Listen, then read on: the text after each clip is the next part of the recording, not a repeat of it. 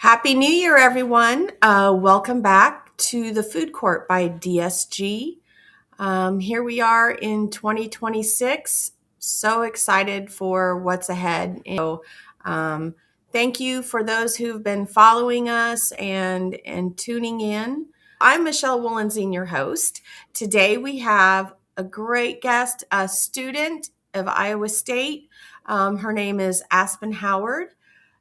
She majors in entrepreneurship with a design studies minor. So, we're going to talk about food waste, innovation, and designing for behavior change, which I'm very excited to talk about. Aspen reached out to me late last year to do some research, and we'll kind of get into that.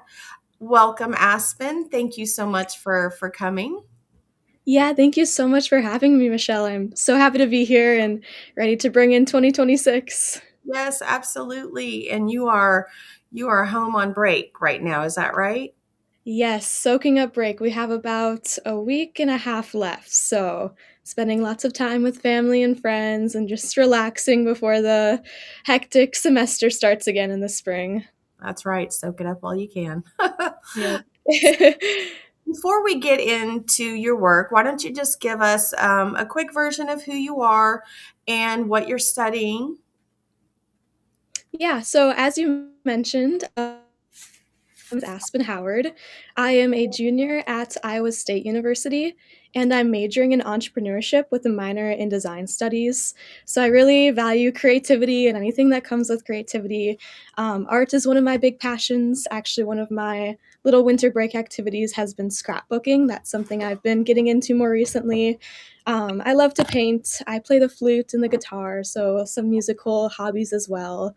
Reading, something I'm trying to catch up on over break too. But yeah, I just really enjoy Iowa State, and there are so many opportunities there, and it's given me a great access to entrepreneurship and so many different pitch competitions, and it's really influenced a lot of my experience as a student and as a professional.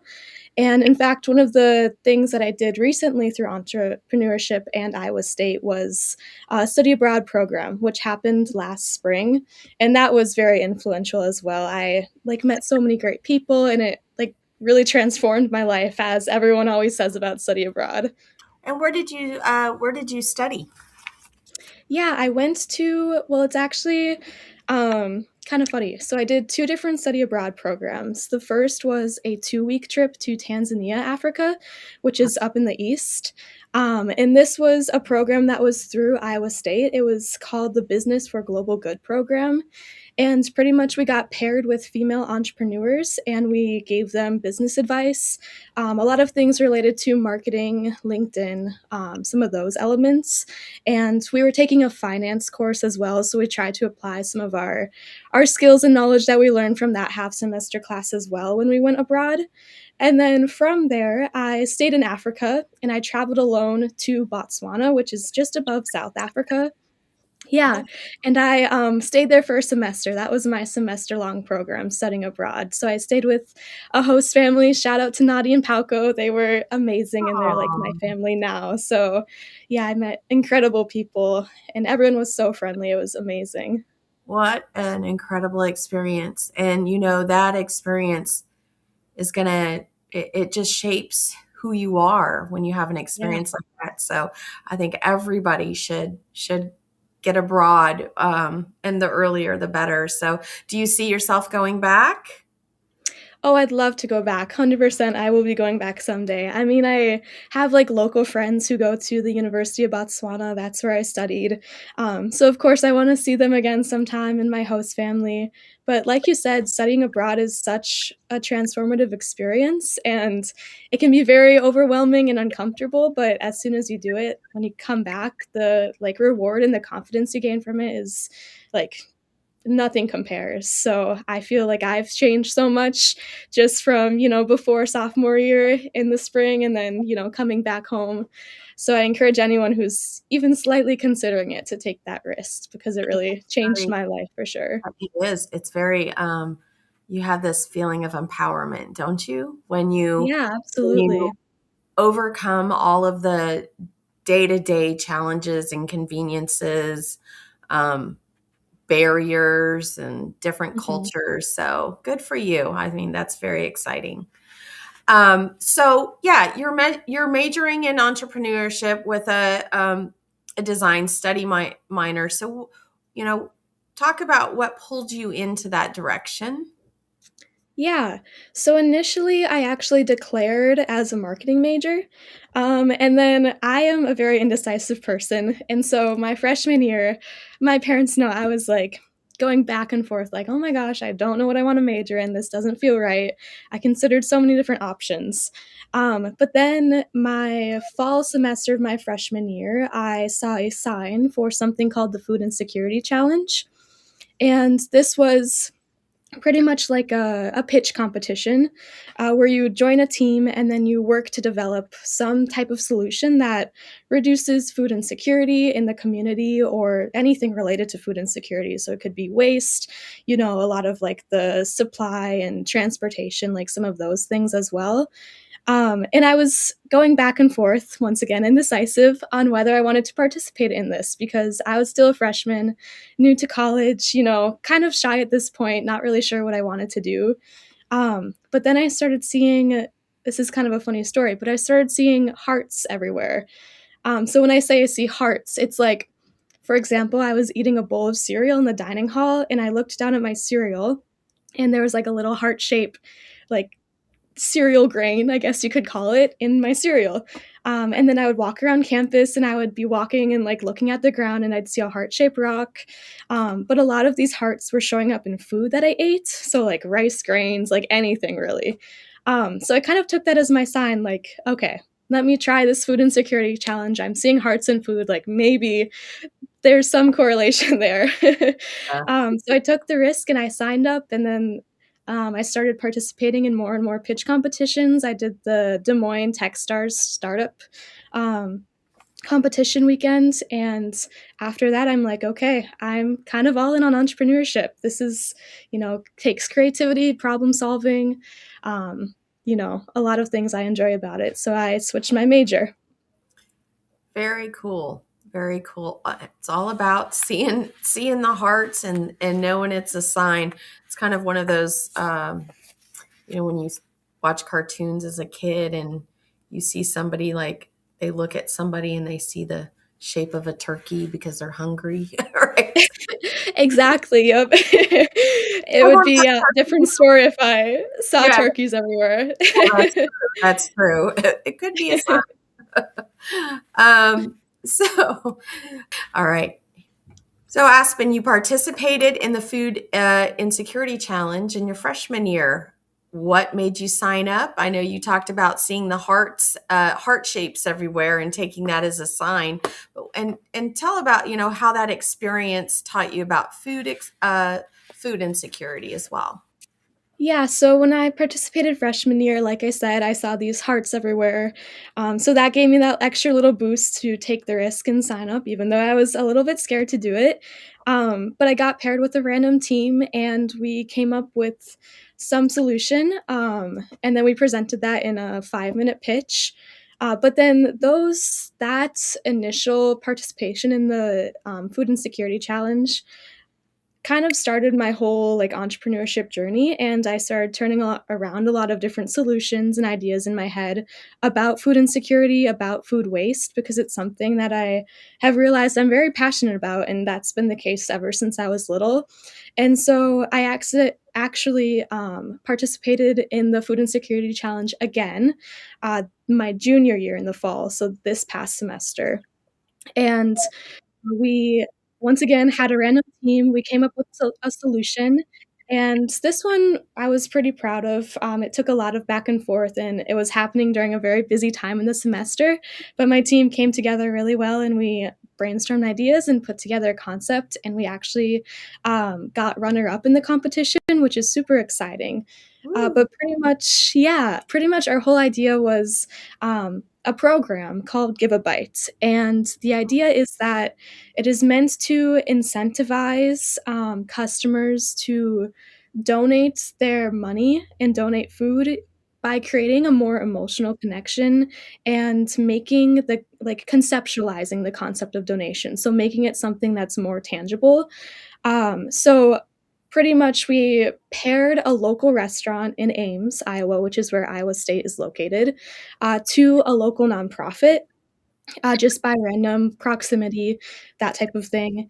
And the idea was your server would go up to your table and ask, "Do you want to donate a portion of your meal today?" And instead of having like just a drop, like a random bucket, where you stick your money in and you don't know where it's going, instead you would get this donation card. And on the card, you would have an option to donate a side or an actual meal or, like an ingredient. So, for example, you could donate green beans, or you could donate French fries, or you could donate, you know, chicken and mashed potatoes. Got And it. it would be related to like the restaurant's meals and what they Mhm. serve.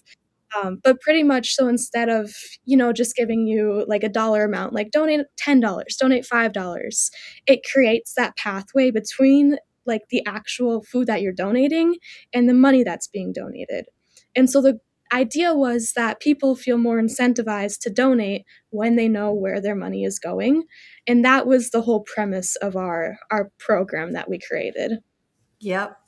So, what I'm hearing is, there seems to be more of an emotional connection when people donate, and they know what they're donating and they know what the recipient is getting, right? So, I go through the checkout. We all go through the checkout at grocery stores. It doesn't matter where you go. There is the option to round up to the nearest dollar or whatever it is, right, to donate. And to me, it doesn't capture me. It's just I'm donating. I don't really know what it's going towards. I have Right. no idea. So it's not that I don't want to give something. It's just that I don't, I would like to know where the money is going. And so this really does bring in that emotional connection, especially when it's the food there at the restaurant. So yeah, that's a really great idea. What did you learn about that though? Like when you were talking about donating with restaurants, what did you learn when you were doing your interviews? Yeah, so for this, food insecurity challenge, we didn't talk directly to many restaurants just because it was like such a short time, like a 2 week event. But we learned that just in chatting with like our mentor that we worked with and among students as well, a lot of people feel the same way that they unless they're prompted to donate, this is something that a lot of people don't do in their own time. So you really, like you said, at a checkout, maybe you get that money rounded up, but once again, you don't know where it's going. And so we tried to really address that. And then we tried to address the emotional connection by having options like, handwritten cards and thank you notes, and also, making something very community orientated. So pairing it with like a local restaurant and a local nonprofit. So it's like you feel like you're helping your community and you have more of that drive to help because of it. But then you talked about, these interviews and customer discovery. And I actually have met with other restaurants in the area, so I sort of knew what I was doing because I participated in something called the Iowa State Startup Factory this past semester. And this was an incredible experience. It's pretty much an incubator program where you come up with an idea and then you develop that idea and you create different deliverables throughout the semester. So, for example, we made a commercialization plan, we developed a 5-minute pitch and presented that. Business plan, like all of these different materials. Wow. And so the biggest thing that we had to do and that any entrepreneur has to do when they want to start a business is customer discovery. And so originally, I knew I wanted to address something about food waste, food insecurity based on my experiences in these different pitch competitions and just in my life in general. And so that's kind of the approach that I took. I just didn't have like a concrete idea yet.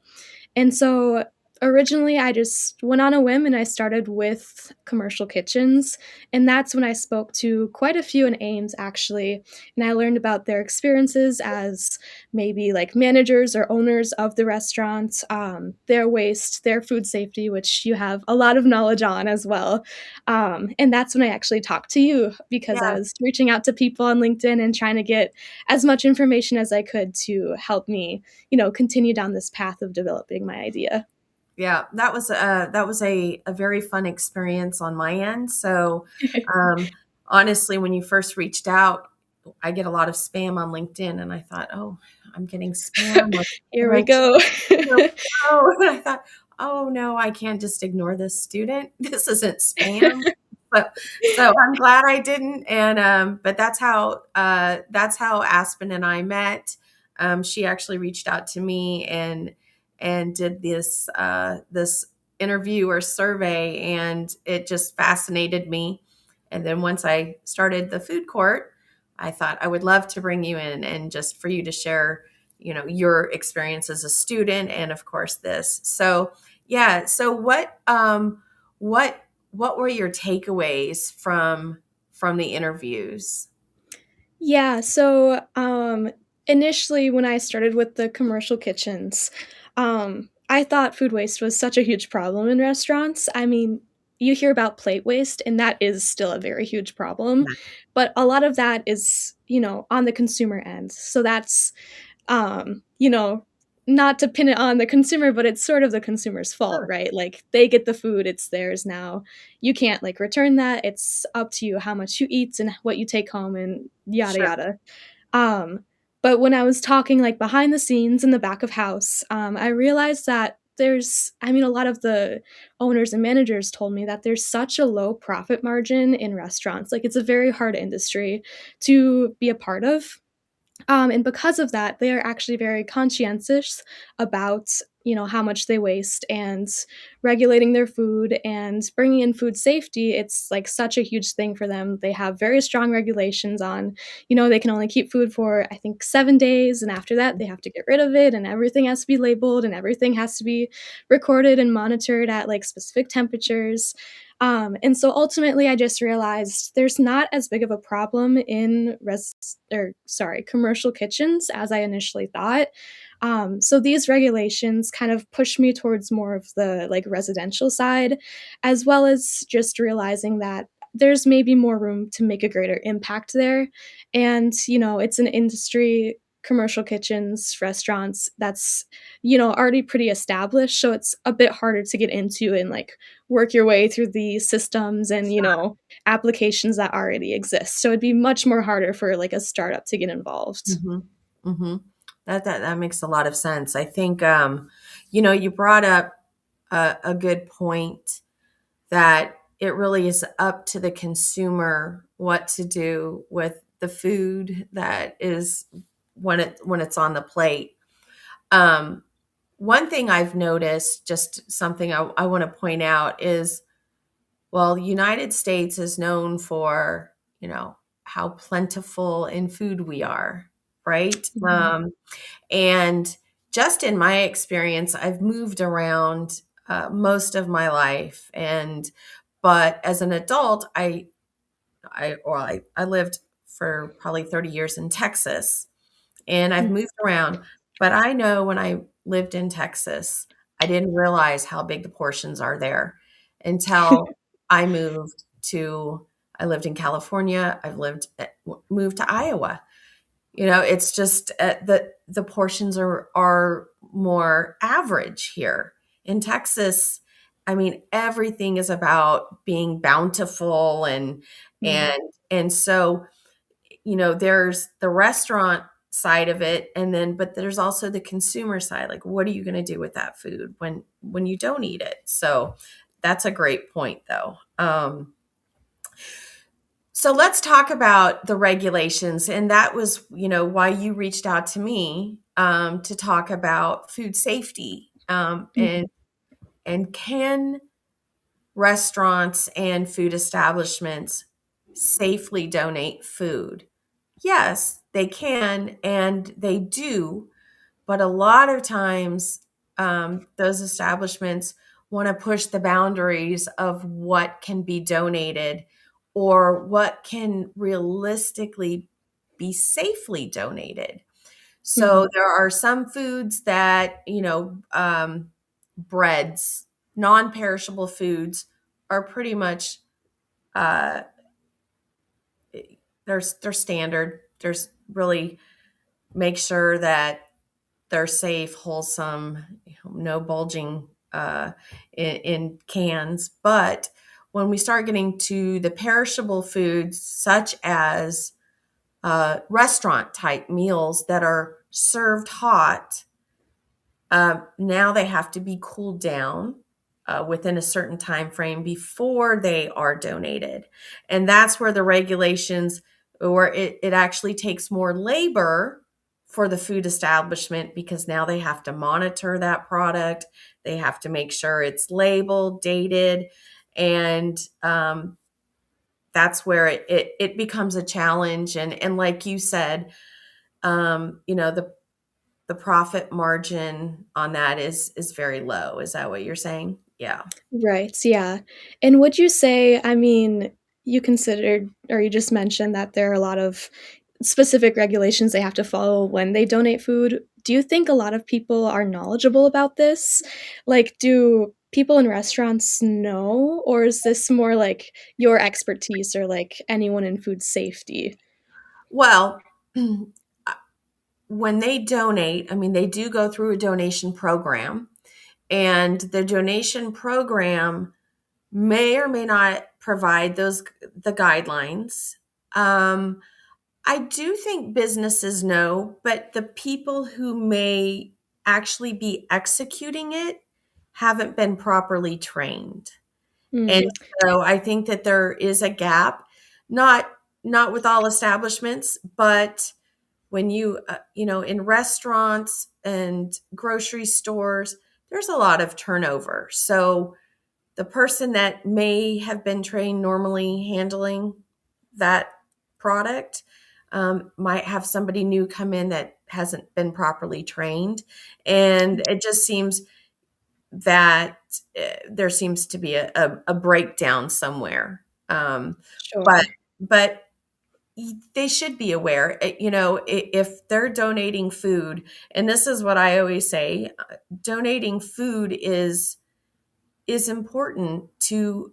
We want to make sure it's safe. Um, People who rely on food donations don't always have access to adequate health care. So while we may say, hey, we're giving you a meal, we want to make sure it's safe, because if they get sick, they may not have access to get those antibiotics or the treatment that they need, and it could go undiagnosed. So, um, Right.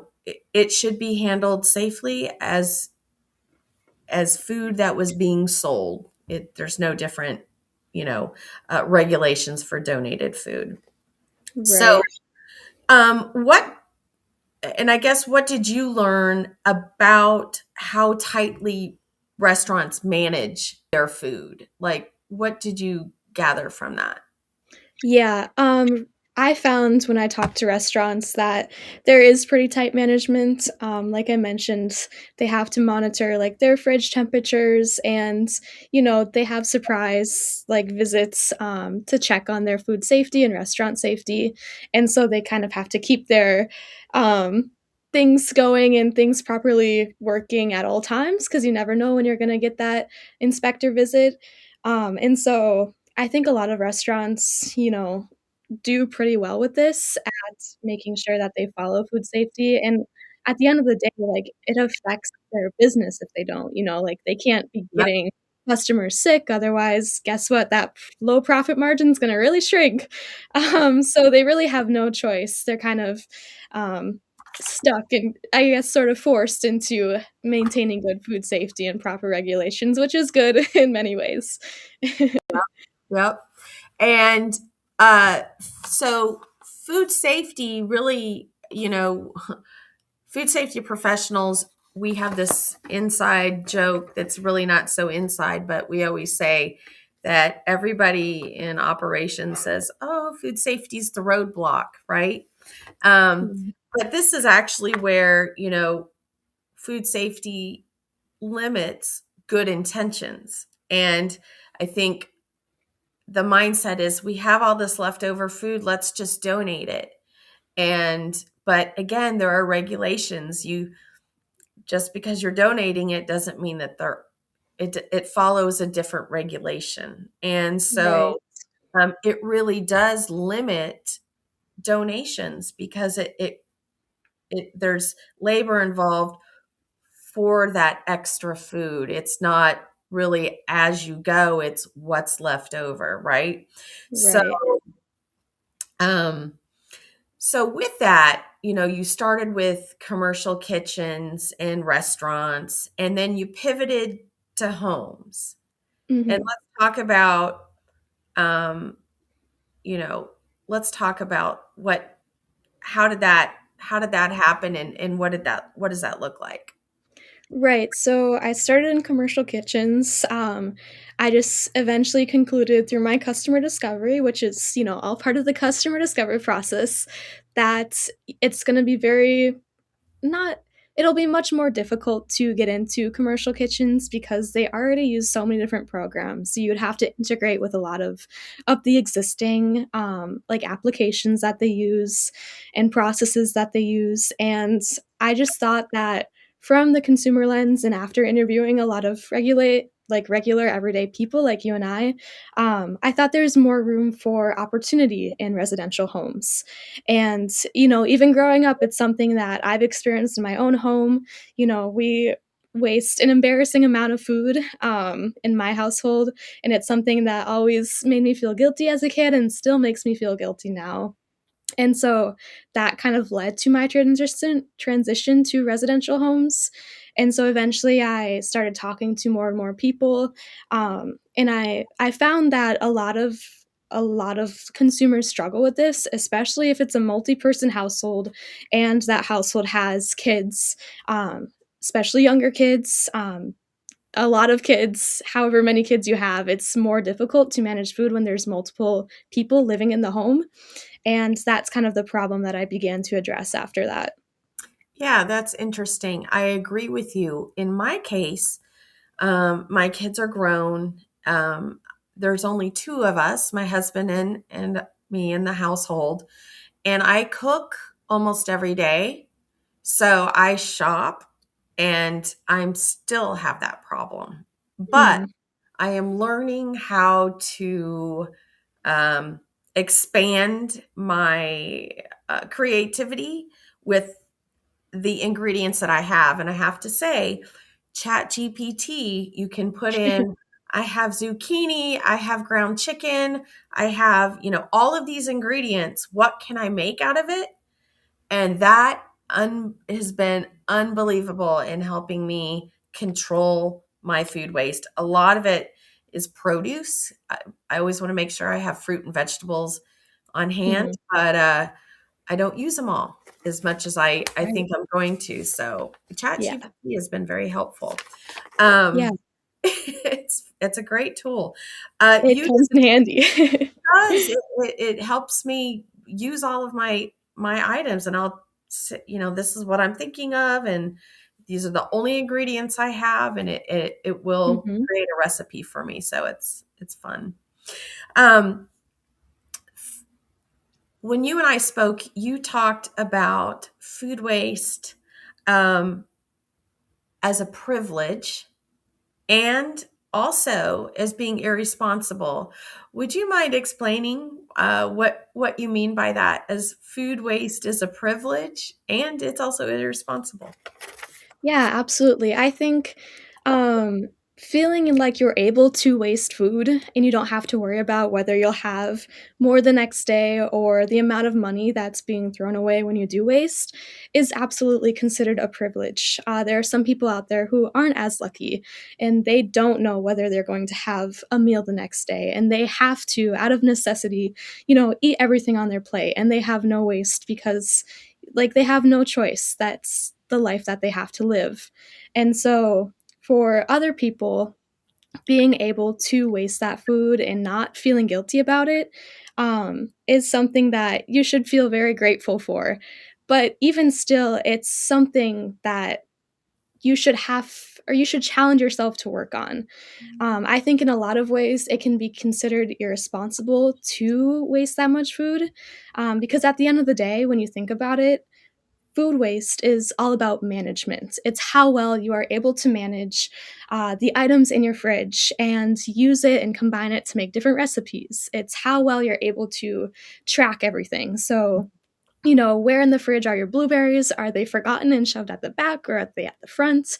Those leftovers that you took home from the Indian restaurant, like, are those in your fridge accessible or do you forget about them a week later and you're like, oh, shoot, I have delicious leftovers that I never ate and now it's bad.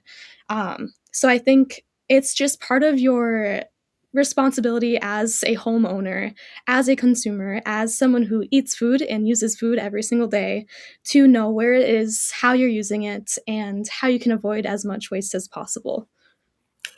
That's great. It's true. Things get lost in the back of the refrigerator and never to Yes. be seen.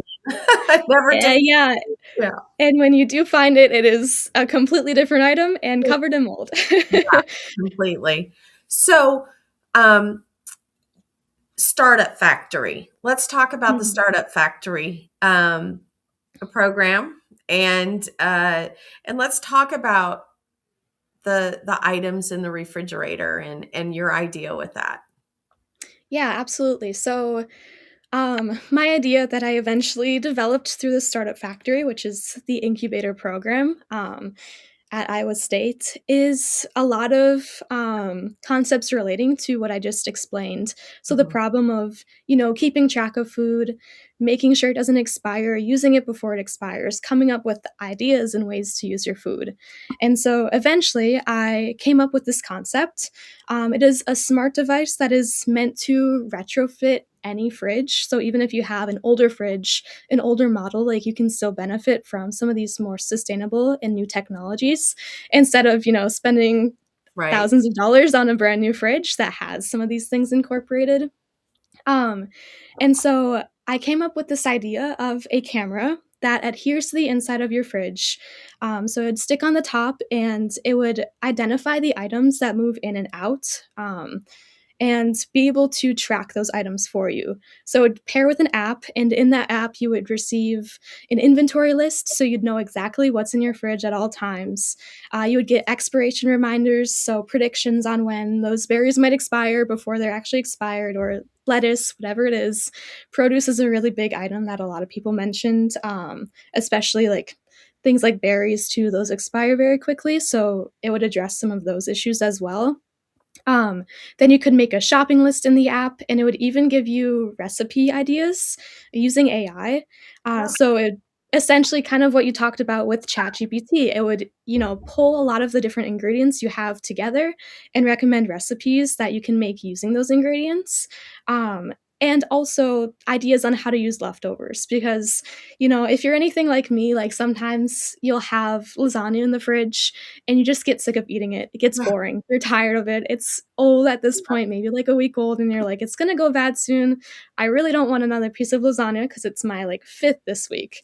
But I found through ChatGPT actually that there are different ways that you can use these sort of recipes. So, for example, you can turn that lasagna into lasagna soup, or maybe lasagna stuffed peppers, like some pretty unique things that maybe seem a little off putting at first, but I don't know. I've never tried it. So give it Yeah. the benefit of the doubt.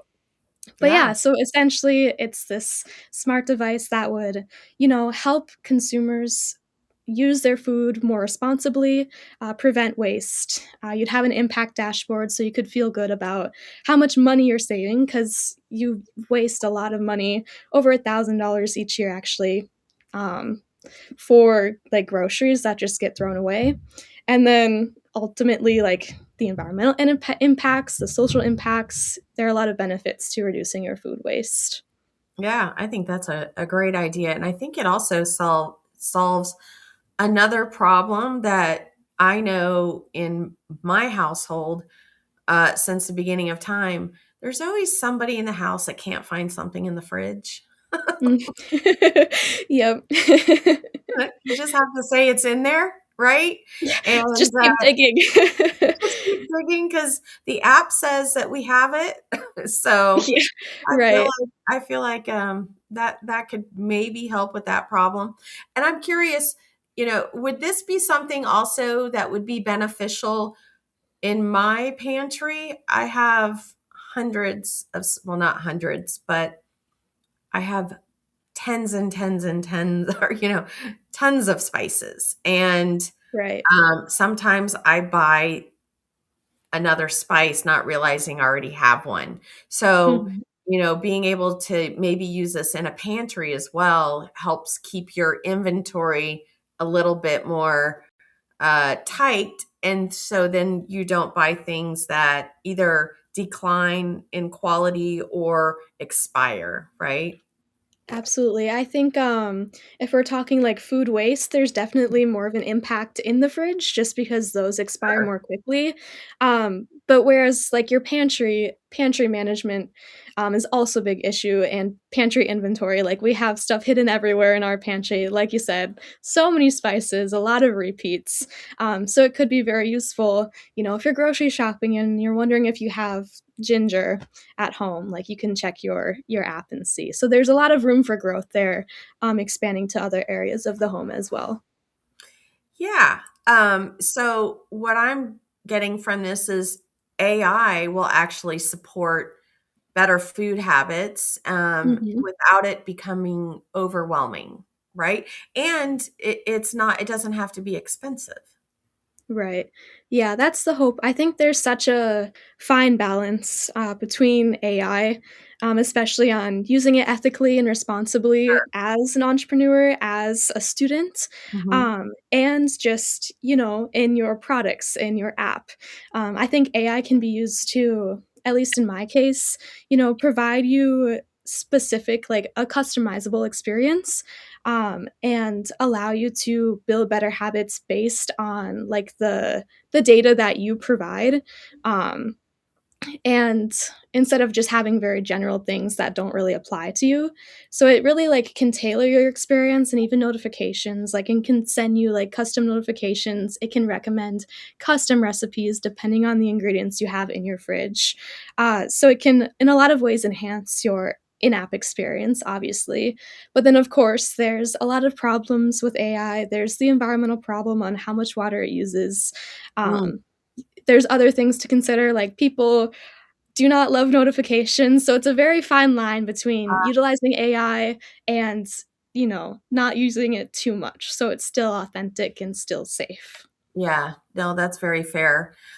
Would you consider this type of a program, is this about accountability or behavior change or a Mhm. matter of convenience or really all of it? Yeah, I that's a great question. I'd say probably all of it. I think the biggest thing is behavior change. Yeah. Ultimately, at the end of the day, I hope to encourage people and help people build better and more sustainable habits. So this is like a product and an app that would enhance that. So, you would better be able to monitor your fridge and eventually you would learn how to do it using the app. It like helps you and it guides you to follow those and like take the actions and take responsibility. So I think it's really a mix of both, but especially behavior. And I found I through this method called Tiny Habits. I used to work for a small startup company in St. Paul called Better You, and they were focused on like building better habits. And the whole like premise is that if you want to build better habits, it starts small. And so this app sort of incorporates that as well. Like you might think, oh, I need to make a huge difference. Like my impact is never going to change anything. But, even the tiniest habits get you somewhere and they help you as a consumer and help you reduce waste. Yep. No, you're exactly right, though. Those tiny habits create bigger habits and Hmm. lifestyle changes. So that's great. Exactly. Yeah. Aspen, I hope one day I open my fridge and there There's, a camera that I can wave at and say, "Thank you, Aspen." That's the dream. I hope, yeah, hopefully someday there can be Yeah, something out there that helps other people, and even if you just take this as, like, your sign to focus more on your waste, whether you sure. have a camera or not, like, Yeah. that's just as important as well. No, you're absolutely right. We shouldn't have to rely on technology. Technology is a tool, but really the mindset is what Right. drives the behavior, right? Yeah, definitely. So, how do you decide when AI is helpful versus crossing ethical lines? Mm. Yeah, that's so tricky. I mean, there are a lot of ethics when it comes to AI. I actually had a discussion about this in my MIS class this past semester. But AI can be used for good and it can be used for bad. And I think when it comes to if AI is used in a way that ultimately harms more people than it does good, that's when it crosses the line. Um, it's hard for me to think of an example for that just because it's such, like, a broad concept, but what we Right, talked about in class is that people write it was actually really interesting. People write these, like, AI stories that are good stories, like, they're uplifting, but they essentially are all fake, so it might create, like, this happy family that adopted, like, a little kid, and it's, like, AI generated, but it's, like, uplifting and it inspires people, whereas the same thing can be used, to create, like, misinformation and spread, hatred and, like, bad emotions.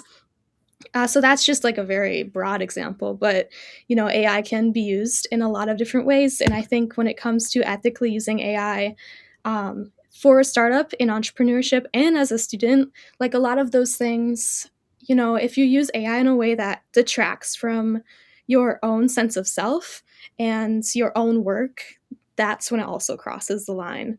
So, like, obviously, you don't want to plagiarize. Like, you right. still want it to be your material and something that you can be proud of and say like, "Yes, I did this," and AI should only be used to enhance that instead of That's do it all for you. that's exactly right. That's great. Um, and I can only imagine, I would call myself a beginner with AI.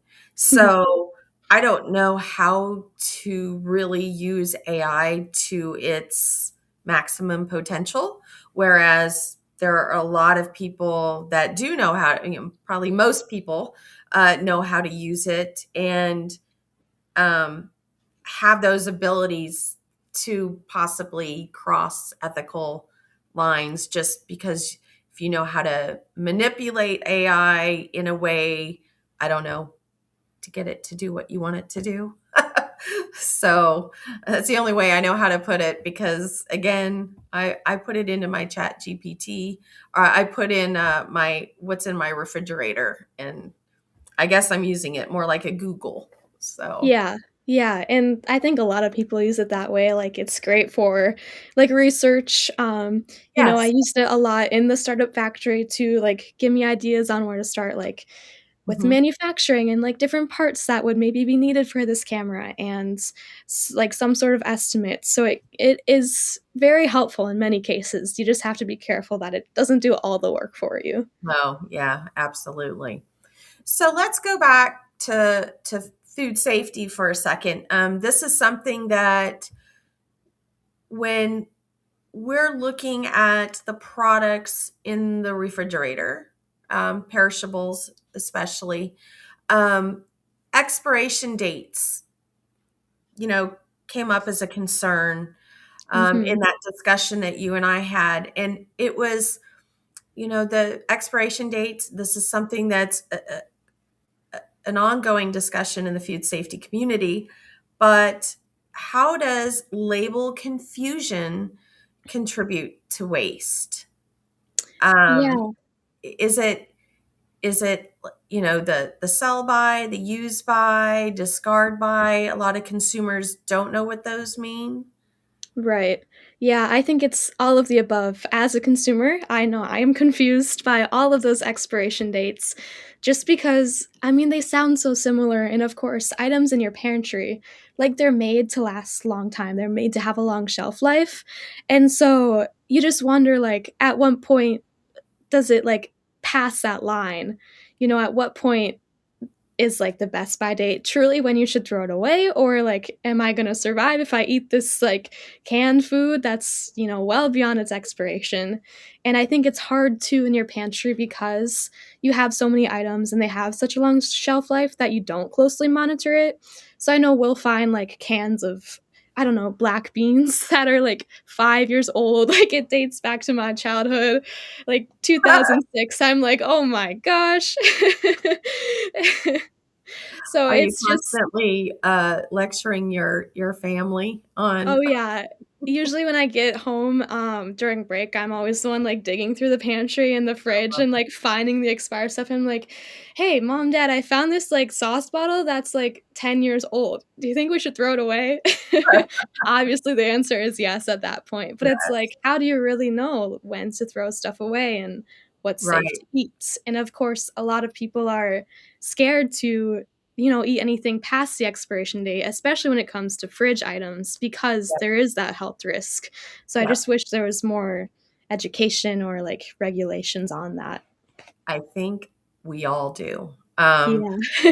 For consumer purposes, obviously, but a lot of the sell by and use by are quality dates. And so you're not going to get sick going beyond, but it also depends on your refrigerator.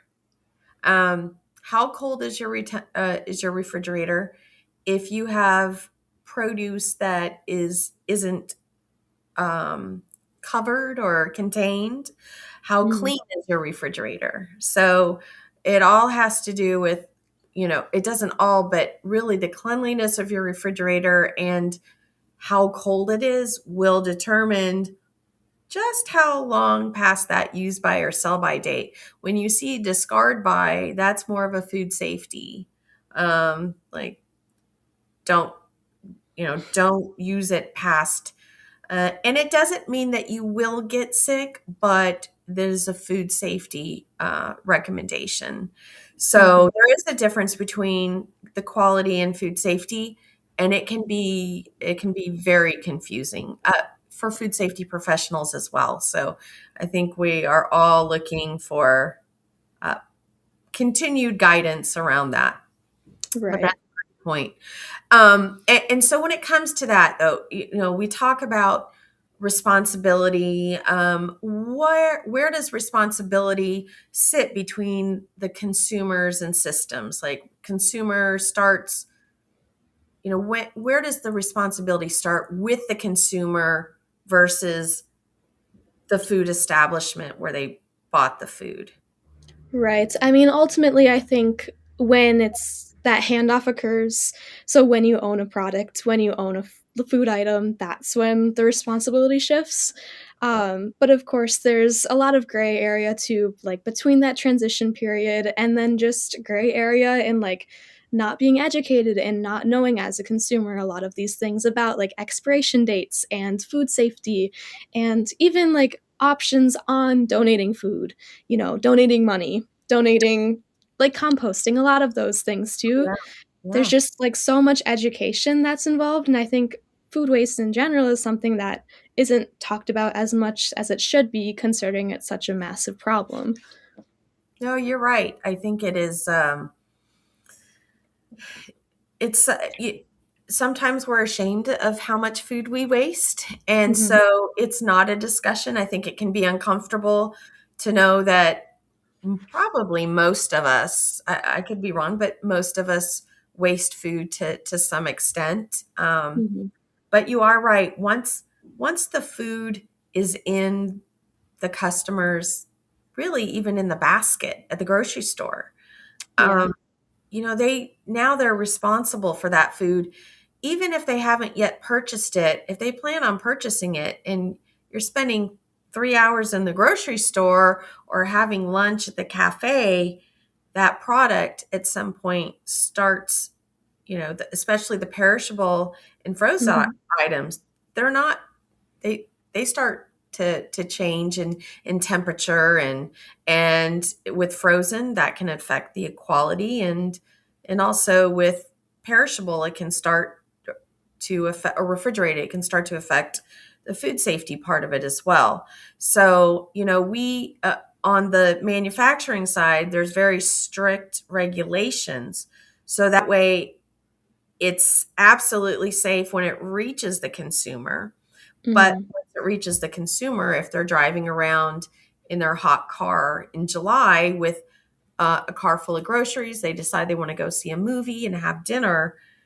Um, that's where you're right. We need to better educate and train and Right. consumers. So yeah, Yeah, it's just something that consumers don't really think about, and kinda like we mentioned before, some of it does fall back on that privilege, like, "Okay, your berries expire, I'll probably just get a new one, like, the next day or go without right. berries," but, it is all about responsibility and making sure you consider those things and think logically about the food that you now own that's in your storage and possession.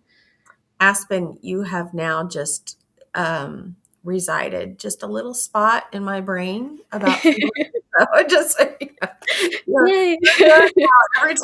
Every time I went grocery shopping yesterday, and I was actually thinking of you, and I thought, okay, well, I'm not going to get this today because I don't need it today, right? Yeah, If I could do yeah, more small trips versus the big trip, right. I think that would help a lot too. But you Yeah. know, do that for convenience purposes, just get the one trip out of the way and be done. But that's usually Mhm. where it starts to become a problem. Yeah, there's so many different layers. It's really hard to think about, especially when you're busy with other things in life. So it's understandable that people struggle with it for sure. Yep. Let's look ahead now. How by studying abroad, how did you see change how you see food systems and privilege? Yeah, absolutely. I mean, first of all, I had such amazing food in Botswana, Africa, and Tanzania.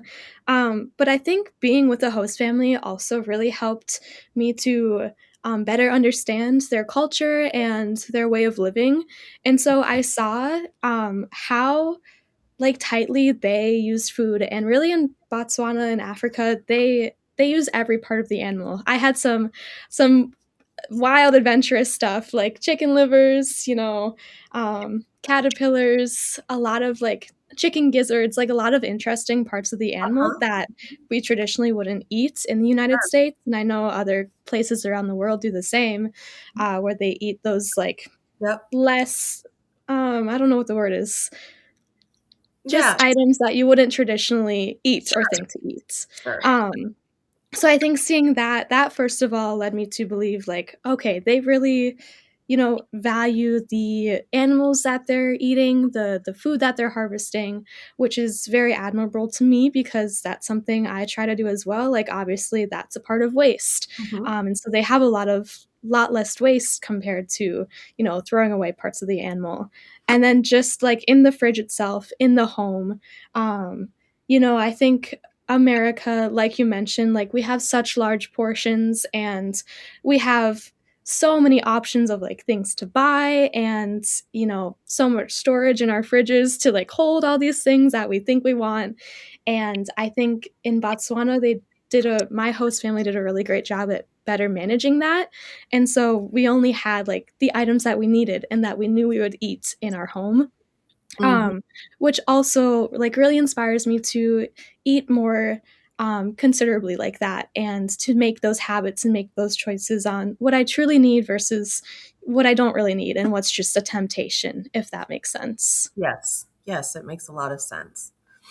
Um, and what does it, for you, what does making a difference look like?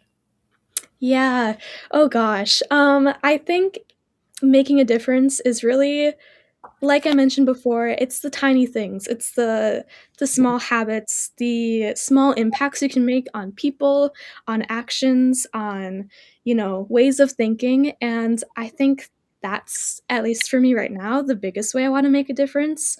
Like, if this podcast reaches just one person and they're inspired to change their food habits or, think more consciously about the food that they waste and the food that they use and donate, that's a success to me. And ultimately, at the end of the day, I think food is such an important resource. Like, obviously, we can't live without it. And yet, we take it for granted. A lot of times, we don't really appreciate it to the full extent that we should.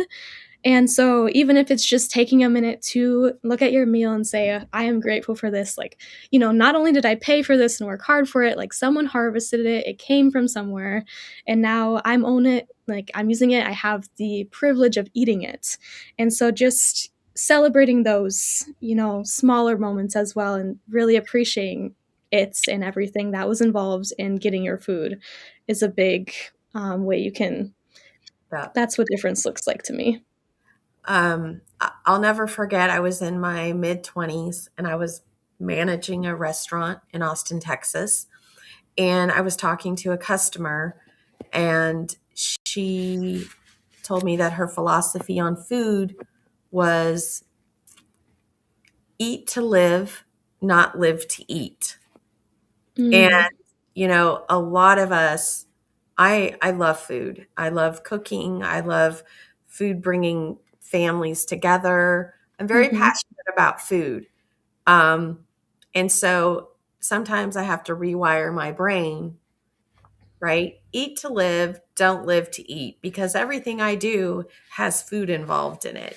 But with Yeah. that can also come, some very poor decisions on how much I'm buying, because I never want anyone to be without food if you're with me. so Right.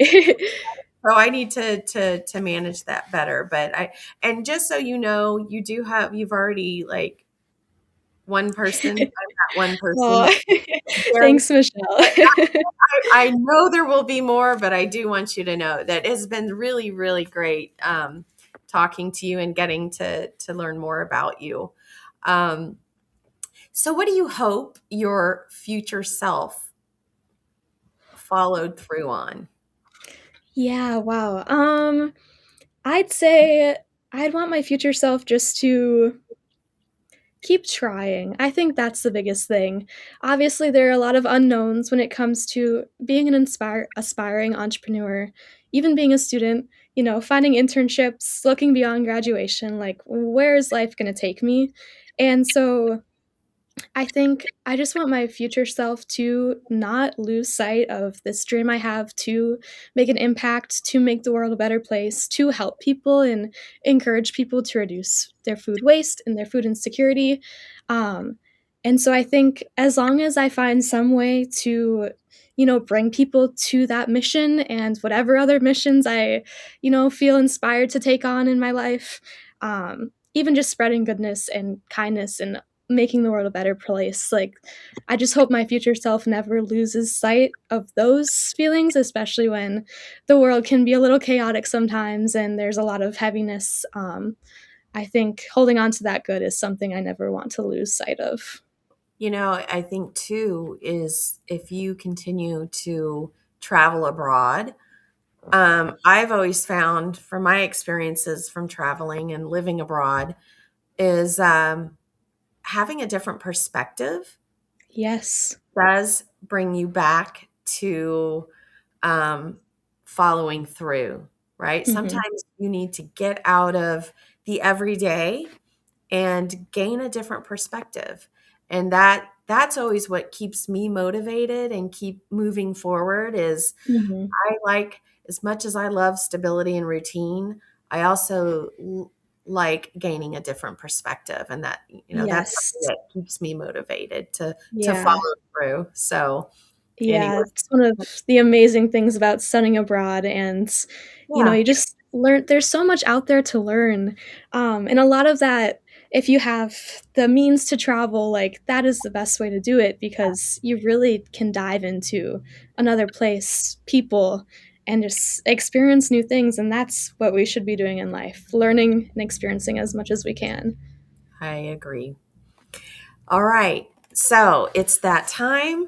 For those who follow the food court, this is we have our quick fire round of questions where I ask you some questions, but I first of Yes. all, Go ahead and name your top three foods. I'd say definitely sushi, number one, 100%. Uh-huh. Um, Two, I'm going to go with bohobe and mopane, which is a meal I was introduced to while studying abroad. Bohobe is like a sort of porridge, I guess, like a thick porridge. And then mopane are caterpillars, and they can be Oh, cooked or raw. I like them cooked.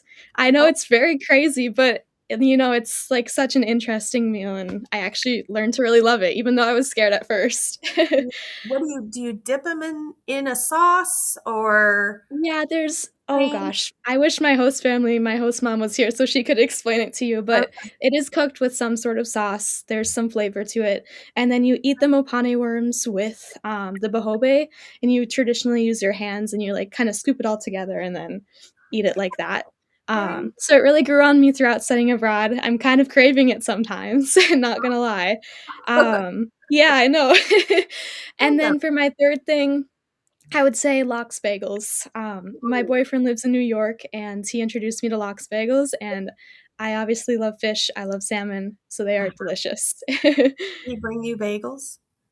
Yes, we usually that's our tradition when I visit him in New York. We always get Okay, bagels together. very nice. Very Yeah. good. Yeah, they have good bagels. Um, Yes. okay, one food you hate wasting. Oh, Mm, it's so hard. I would say fruits, specifically berries. okay. I think they expire so quickly, and I always kick myself when they expire. One, because they're so delicious, like I hate to see them go to waste, and two, because I feel like berries have so many uses. You can freeze them if they're going to expire. So I like oftentimes I think, oh, I can't believe I let these expire. I could have like stuck them in the freezer. I could have made a smoothie. I could have, made like some jam. Like there are so many ways, like muffins, that you can use berries. And so it really sucks when they go to waste. Yes, it does. One kitchen habit you wish people would change. One kitchen habit, I would say, um, one kitchen habit I wish people would change would be just, oh gosh, this one's hard. Can I have a second to think? Oh, absolutely. Okay. I'll ask you one thing you want people to think differently about food. One thing I want people to think differently, I would say just kind of like we mentioned before, like appreciating the food, Mhm. and knowing that it is a privilege to have it, to own it, to use it. And so I think a lot of people can have a limited mindset too when it comes to food. Like, for example, your leftovers. You think you only have to eat them a certain way. But if you get sick of them, there are creative ways that you can reuse it or rework it to make it, you know, um, more enticing to eat.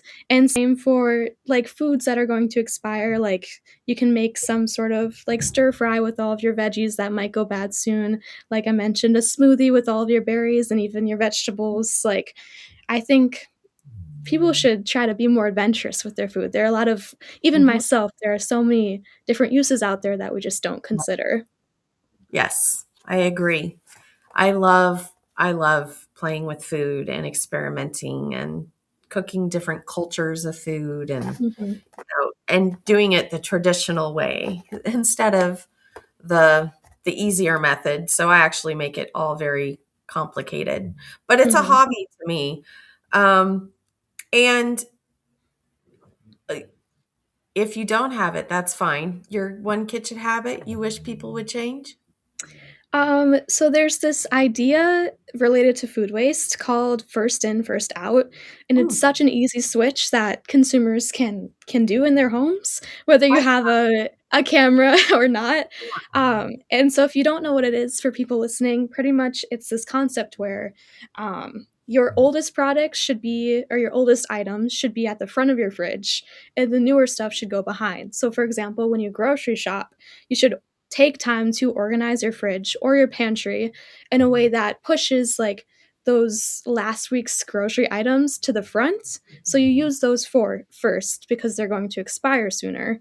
And then the newer items are stacked up behind. So then you don't feel tempted to use those because so so often we like reach for the closest thing, the closest yogurt, and it ends up being the newer one. And in the Right. meantime, the older one is sitting there getting closer and closer to expiration, and it never gets grabbed because it's shoved to the back. Yep. So it's all just taking that. I know we're all short on time, but taking those extra few minutes to be intentional about the way you stock your fridge. I think that's a super easy switch that people can make. It is actually when you're at, getting your groceries unloaded, you can organize your fridge in making sure it is FIFO, first in, first out. Yes. Yes. Yes. Yes. Very big, very common in the food safety world and in product rotation. Hmm. So, um, so we're wrapping up. What do you hope listeners remember from this conversation? Yeah, I think the biggest thing I'd want people to remember is just that you can make a difference even with the tiniest, smallest habits. So we mentioned a few things. We just talked about FIFO, first in, first out. Finding creative ways to use ingredients and generate recipes using ChatGPT and other forms of AI. Freezing your foods, putting them in smoothies and stir fries. Like there are so many different creative ways that you can make the tiny habits to start reducing your waste. And I think if you can take away that from this conversation, that you can make an impact and that your food is something that you should try not to take for granted. I really hope people remember that. Yeah, great. It has been so enjoyable having you, and I could talk to you for days about waste. So, if my husband and I ever make it to Ames, which we do, I will definitely reach out to you. Maybe we can have lunch or something. Absolutely. Yeah, Yeah, it pay has me a been visit. absolutely. Um, so what we'll do is we'll have your links up where people can follow you and follow your journey and reach out if they have any questions or interest and just follow your whole journey in your entrepreneurship and making a difference. Again, if you have not, go ahead and follow us on the Food Court by DSG on LinkedIn and subscribe to the Food Court by DSG on YouTube, and you will receive notifications when this podcast has been launched. So, thank you so much, everybody. Happy New Year to you, Aspen. Thank you so much for coming, and I know I look forward to following your journey and keeping up. So, it's been a pleasure. Thank you, Michelle, and I really appreciate you having me on. I know Well, I reached out on a whim, so I'm glad I wasn't considered spam, but you were so oh, open and willing to help me, so it seriously, I admire it and appreciate it a lot. Oh, absolutely. And this platform, I the purpose of this platform is to give people like you and a platform to share all the great things that you're doing. So again, it's been a pleasure. Thank you, Aspen, and thank Yeah, you, everybody.